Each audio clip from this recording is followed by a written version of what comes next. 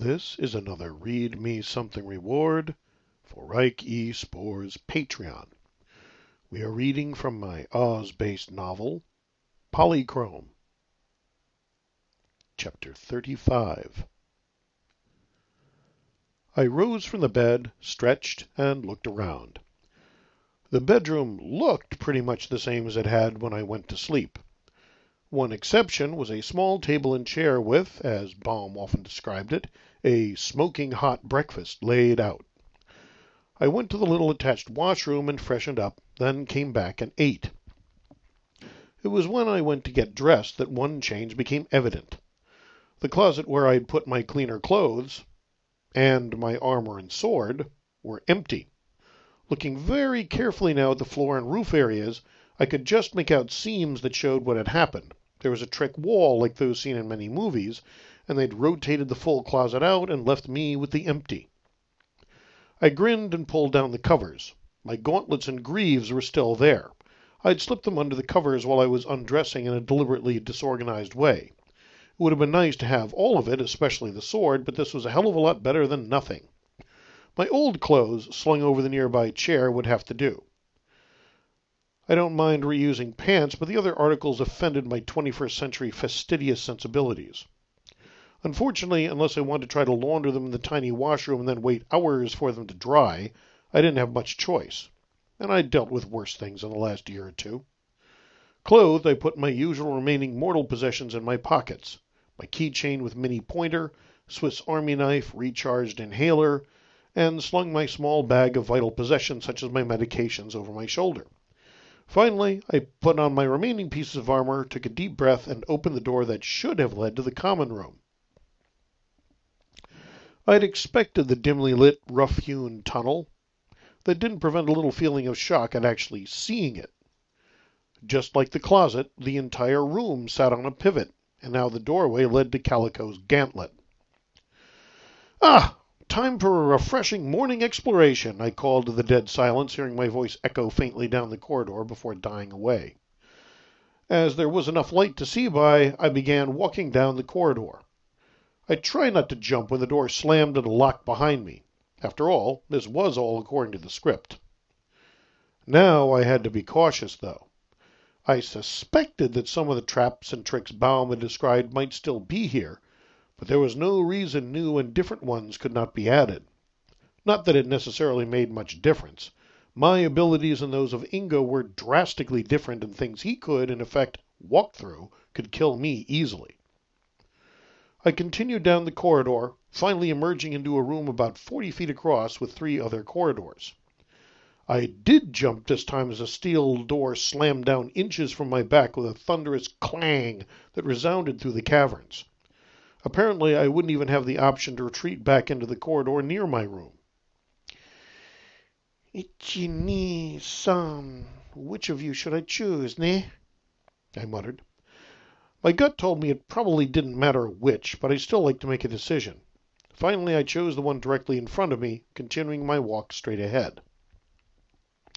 I got about 50 feet down that tunnel when the lights went out and a rumbling boom told me another door had blocked off my retreat.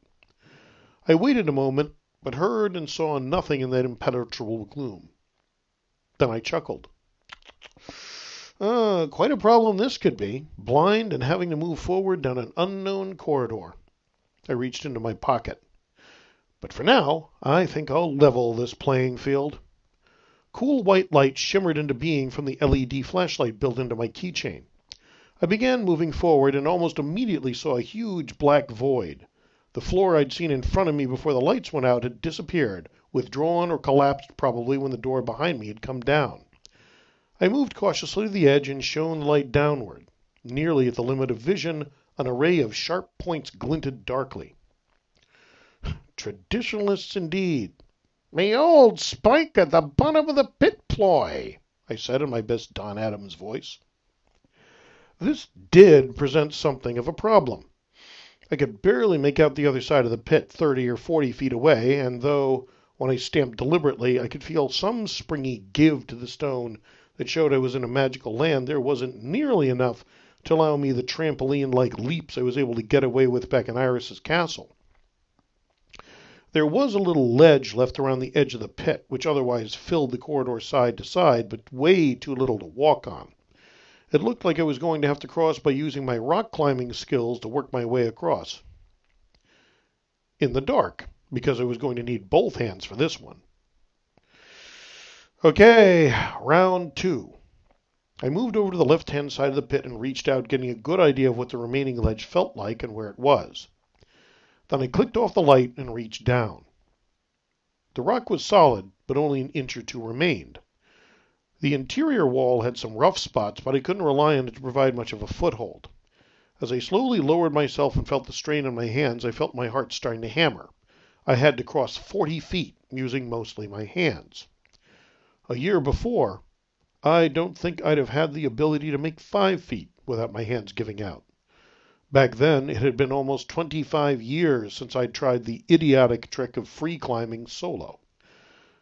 But as I felt my fingers grip, slid my right hand out, got a good hold, and slid my left over, it began to sink in just how much I'd changed. It wasn't easy, no way, but I was moving along pretty well, and it felt like my hands could actually take it. 5 feet, 10, 15, 20. Hey, this isn't so bad. Overconfidence can kill you, and as I went to make the next move, I slid my hand out a little too casually, gripped but hadn't finished when I started to move my left, and the shift in weight suddenly pulled my right hand free. With an inarticulate cry, I found myself dangling over the black void, hungry spikes an invisibly lethal distance below, hanging on by 3 fingers. Shit! I didn't dare move for a moment, just tried to make sure my left hand kept its grip. Then slowly, I brought up my right, feeling the movement threatening to pull my fingers free. And the sweat of fear wasn't improving things. I could feel the second finger starting to slide this tiniest bit. And then my right hand clamped down on the ledge. I hung by both hands and tried to get the rest of me to relax a little. I couldn't take much time, though, because now my hands really were starting to scream with the strain. But I was not taking any chances now. Focus. Move with very careful coordination. Right hand slide. Clamp. Left hand slide. Clamp. Right hand. 25 feet. 30. Got to be getting near the edge. 35. At least near as I could guess in the dark. 40, and now I could sense that faint deadening in the air you get from approaching a wall. I slid my right hand over and found the edge of the pit, got my hand on it, moved until both hands were on, then heaved up with a last protest from my abused fingers, rolling onto the flat surface of the corridor. I lay there for some time, regaining my breath and massaging my hands. I was probably going to need them again. Had to hope I wouldn't have to do that trick again, though, because I wasn't sure I could manage it. Still, I felt pretty good about pulling off that Lara Croft, and sat up finally, shining the light in front of me. More corridor ending in what looked like a dead end. Well, it could be, I suppose, I said as I walked up to it. But Calico said test, and testing indicates there's ways to survive. Hidden doors were the trick du jour for gnomes, so I began tapping away at the wall. Sure enough, off to the right-hand side I found an area that didn't sound quite like the others. Using the magnifier from my Swiss Army knife, I found the crack. Not large enough for a person to fit through. Not a person my size, anyway. Poking and pulling at various projections eventually located one that slid, causing the little door to pop open. So that's the reason. Inside was a lever which, I guessed, would open the door at the far end and let me out. I reached in and turned it. Dim light returned, and I could see the door opening and the pit being covered by a rock surface. The solid click of a shackle locking around my wrist, however, put something of a damper on my relief. Traps within traps, I muttered, looking down at the broad steel shackle attached to a thick chain. Like I expected. And at least this time, I grinned, and with a tug pulled my hand free of the gauntlet. I outthought you. I reached in and pulled my crystal gauntlet the rest of the way through. And I'll take this back, too. I walked back to the doorway, but I slowed. It was different. Something was in that room. Baum had described a giant. Me, I'd call what I was looking at more like an ogre or troll. Massive, huge, inhuman, yet very humanoid, with gray, stony skin, black eyes without a trace of white that reminded me of a shark's, and the teeth weren't far from that either. The chain it was attached to wouldn't quite let it get to any of the exits, fortunately for me. Unfortunately, it could reach any part of the room, and as it stood something like 14 feet high, I was not at all comfortable with that thought. It had already seen me. "Good morning, little man," it said with a humorless grin, showing off tiger-shark teeth with grinding back molars. I became aware of a low, discordant humming, a faint tune that had become stronger as I approached. "You seek to pass. I seek my breakfast." It chuckled as the light dimmed further, leaving me unable to clearly distinguish the creature except by a faint phosphorescent glow of the eyes. "One of us will gain our desire, I think." This sucks. The thing wasn't quite as huge as Iris, but I had almost no armor and no sword. It had an immense reach advantage, could see me in the dark. With those eyes, it could probably see perfectly in light that was nearly pitch black to me. And while I might well be able to hurt it if I could get close enough, the getting close would probably end up fatal. Or crippling, then fatal. See in the dark. I could not restrain a pretty evil chuckle. Oh, my friend, you are so very right. That's when I let the thing have the mini laser pointer right into the eyes, 5 milliwatts of coherent light blasting away the darkness and hammering into eyes vastly more sensitive than mine. It shrieked, staggered backward, tripping over the post that held it chained, and I charged forward. It whipped its claws out blindly, but I ducked under, leapt up, and slammed my right fist down onto it with everything I had. The music of the spheres had told me the creature was a nearly pure fairy. It was no more prepared for that strike than the Temblors had been. Pinned between true mortal and unyielding stone, I heard it break, a sickening sound like a small animal run over by a truck magnified 100-fold. The impact resounded through the rock as though it had been struck by a wrecking ball. The scream cut off on a gurgle. The light in its eyes went out, and the light of the room came up. I moved away, feeling nauseated for several moments. I didn't regret killing the thing as such. It was clearly about as not nice as anything I'd yet met.